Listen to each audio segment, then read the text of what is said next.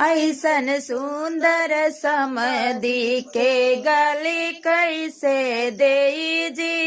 ऐसन सुंदर समधी के गली कैसे देई जी। गली दे लाज लागे नाम बड़ा भारी जी। गली दे लाज लागे नाम बड़ा भारी जी। ऐसन सुंदर दुल्हा के गली कैसे देई जी। ऐसन सुंदर दुल्हा के गली कैसे देई जी। गारी देत लाज लागे नाम बड़ा भारी जी। गाली देत लाज लागे नाम